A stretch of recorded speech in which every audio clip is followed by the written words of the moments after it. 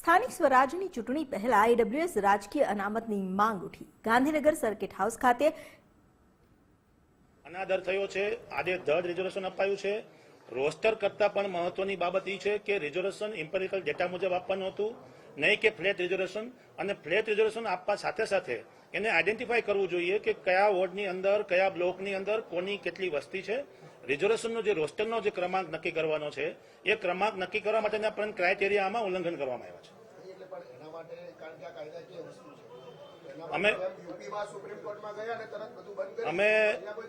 મેં મારા પોતાના નામથી ગુજરાત નામદાર હાઈકોર્ટમાં પિટિશન દાખલ કરેલી છે અને ટૂંક સમયની અંદર ઇલેક્શન કમિશનને અમે વાંધા રજૂ કર્યા પછીના સમય મર્યાદાની અંદર અમારે જરૂરિયાત છે તો અમે સુપ્રીમ કોર્ટમાં પણ જવાના છીએ અને યુપી બેઝ જેમ ઉત્તર પ્રદેશની અંદર વિકાસ અગ્રવાલના કેસમાં જે રાજ્ય સુપ્રીમ કોર્ટે જે ચુકાદો આપ્યો છે એની અમલવારી રાજ્ય સરકાર ગુજરાતમાં પણ થાય એના માટે અમે અપીલ કરવાના છીએ।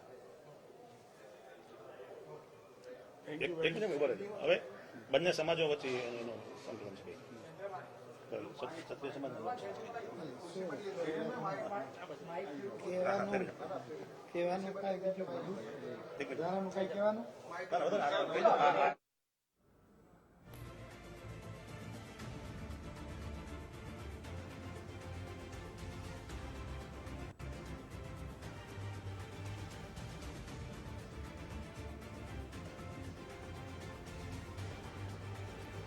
રાજકીય અનામતની માંગ સાથે આજે ગાંધીનગર સર્કિટ હાઉસ ખાતે જ બેઠક મળી, જેમાં અલગ અલગ સમાજના આગેવાનો પણ ઉપસ્થિત રહ્યા। પાટીદાર સહિત બિન અનામત વર્ગના આગેવાનો પણ એકત્ર થયા અને ક્ષત્રિય તેમજ બ્રહ્મ સમાજના આગેવાનો પણ ઉપસ્થિત રહ્યા।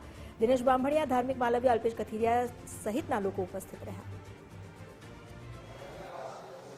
આજે ગાંધીનગર સર્કિટ હાઉસ ખાતે બિન અનામત વર્ગના પ્રતિનિધિઓની ચિંતન શિબિરમાં ઘણા બધા પાસાઓની ચર્ચા થઈ અને બધા જ જે પ્રતિનિધિઓ હાજર હતા એમને એવું નક્કી કર્યું કે સંયુક્ત રીતે આ ઝુંબેશમાં આપણે સ્વૈચ્છિક રીતે અને સંયુક્ત રીતે જોડાઈએ અને સંયુક્ત રીતે બિન અનામત વર્ગ વતી આ લડત લડીએ એવું સર્વાનુમતે નક્કી થયું છે અને ક્ષત્રિય સમાજ સહિત બધા જ સમાજો એમાં સહમત છે અને આ ઝુંબેશમાં બધા જોડાશે।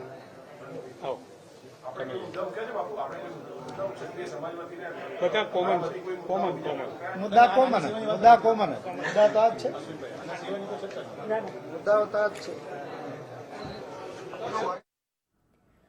દિનેશ બાંભણિયા જેમણે એ વાત પણ કહી કે આજે બેઠક થઈ છે જેમાં અનામતને લઈને રાજકીય અનામત માટેની આ બેઠક હતી અને તેમનું માનવું છે કે આગામી સમયમાં આ અંગે આગળ પણ રજૂઆત કરવામાં આવશે। જે રીતનો વર્ગ છે, વર્ગ કેટલી વસ્તી છે તેની હું ડોક્ટર અશ્વિન ત્રિવેદી, શ્રી સમસ્ત ગુજરાત બ્રહ્મ સમાજ રાજ્ય કક્ષાના અધ્યક્ષ તરીકે અહીંયા સર્કિટ હાઉસમાં દિનેશ બાંભણિયાથી અને બીજા અન્ય ક્ષત્રિય સમાજ રણજુબા અને બધાની સાથે આજે જે 10% AWSની મિટિંગમાં હાજર છું અને એમાં જેમ ઇલેક્શનમાં 10% નથી મળતું તેમ એજ્યુકેશનમાં મળે છે, એમ્પ્લોયમેન્ટમાં મળે છે અમને 10% અનામત, એ રીતે ઇલેક્શનમાં પણ 10% અનામત અમને મળવું જોઈએ અને જનરલ કેટેગરીની જ્યાં જે સીટો છે ત્યાં ગાડી અન્ય સમાજના ઉમેદવારો ના ઉભા રહે અને જે વસ્તીના ધોરણે અમારા ઉમેદવારો નક્કી કરવામાં આવે અને એ પ્રમાણે જે રોટેશન પદ્ધતિમાં કંઈક ઝવેરી પંચની જે લાગુ પડવાની છે જે એમની સૂચનાઓનું માર્ગદર્શન, એ ઝવેરી પંચની સૂચનાઓને માર્ગદર્શન મુજબ રાજ્ય સરકાર કામ કરે એવી અપીલ કરવા માટે અમે દિનેશભાઈ અને રણજુબાની સાથે છીએ। ક્ષત્રિય સમાજ અને પાટીદારની સમાજની સાથે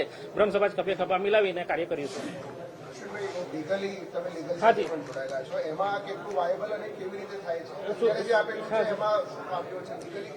તાજેતરમાં તમે ઉત્તર પ્રદેશની ચૂંટણી જોઈ તો એમાં વિકાસ સહાયની જે બેન્ચમાર્ક ચુકાદો આવ્યો છે એ પ્રમાણે પણ દરેક રાજ્યોએ આને અનુસરવું હોય છે કાયદાકીય રીતે વાત કરું એક એડવોકેટ તરીકે તો પણ।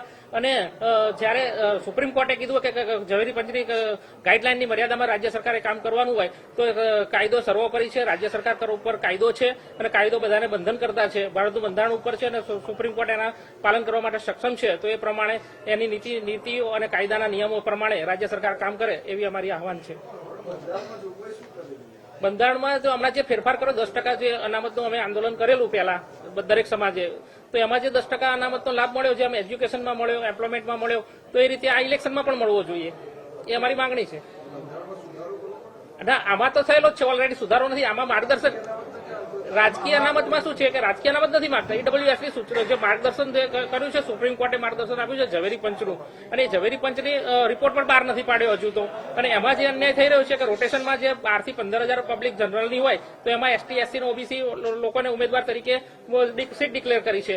તો અમારું કહેવાનું એવું છે કે જ્યાં એમની વસ્તી વધારે હોય તો ત્યાં અમને આપો સીટો, જ્યાં અમારી વસ્તી વધારે હોય તો જનરલ કેટેગરીના સીટ વધારે ફાળવો અને એ પ્રમાણે એનો ઉમેદવાર કેન્ડિડેટ નક્કી કરવામાં આવે અને આ સમરસ ચૂંટણીઓ થાય, બધી આ રીતે સામાજિક રીતે ચૂંટણી થાય, રાજકીય રીતે, એવી અમારી માંગણી છે. દિનેશભાઈ અહીં વચ્ચે આવીને છે આમ હાથ બધા પકડી લો નહીં.